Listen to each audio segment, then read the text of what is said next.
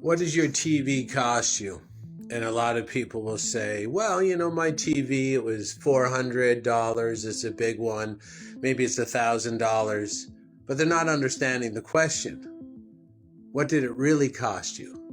What does it cost you to sit there 3 hours a night and do absolutely nothing productive? And not only doing something that's not productive, what it really costs you is your dreams, your goals, your aspirations.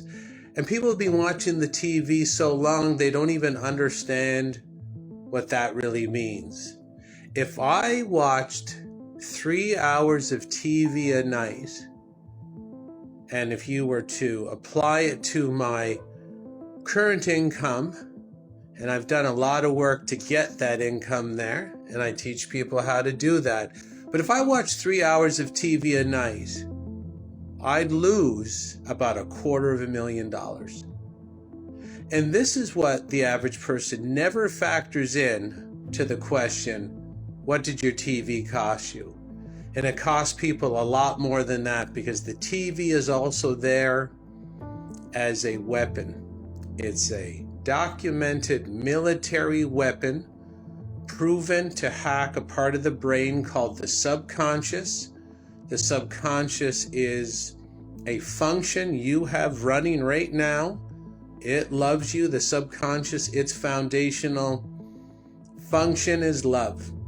Love of you, protection of you, security of you, safety of you. It's your internal safety system.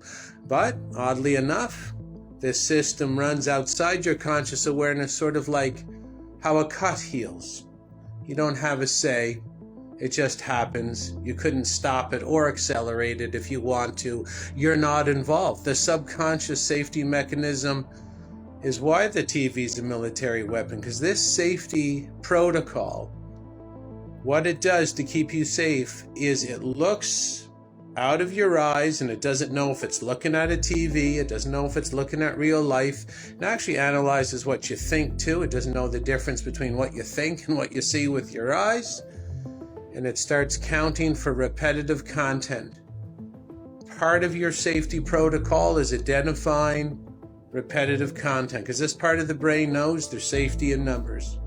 There's safety in the crowd. And what it will automatically decide or conclude is that the most repetitive content that it's picking up in your environment, obviously, logically, it reflects the bigger herd. What the bigger herd is saying, thinking, or doing is very important for your safety. And then also outside your control, this part of the mind documents that repetitive content and forces you, pushes it over to your behavioral pathways and forces you to act it out. The people who designed your TV military weapon know this. They also produce the shows, the commercials, the newscasts, the movies. They produce it all, knowing that your loving part of the brain will document any repetitive content they put in, and they only put in shit. They only put in repetitive content that's going to make you miserable, small, mediocre, dull your shine, trim your tall poppy, whatever way you want to describe it. And that's where it's going to really cost you, to get involved in the repetitive content of hedonism, pain, torture, terror, attack, rape, murder. Basically, people have no idea what watching the TV is costing them, even in financial dollars, as your life slips away and you feel that you're accomplishing something, because the fake emotions of the TV have been proven the exact same as living a real life. The people who organize your TV shows know this. If you're watching a gold medalist ski down the mountain and they were to put the electrodes on your brain, the same muscles that are firing in the real skier up on the mountain fire inside your brain. So you're actually getting tricked to believe you're racing on the mountain. That's why it feels good to share the victory through the TV screen, except they're having the real victories. They're leading the real life. You're sitting there doing sweet F all. That's what you're doing with your life. Sitting there, getting fake feel-good emotions pumped into your nervous system so that they know, because the people who organize your media also organize these very depressing, soulless, and meaningless occupations for you down on the slave farm, and they don't want you going out and leading a real life. They want to control the fake emotions that go into you so you never get up and disappoint them. They want you at that meaningless, soulless, and ugly, dark, and rotting job the very next day. And they know if they don't have the TV to pump those fake emotions into you, well, then you might get up and really want to lead a real life.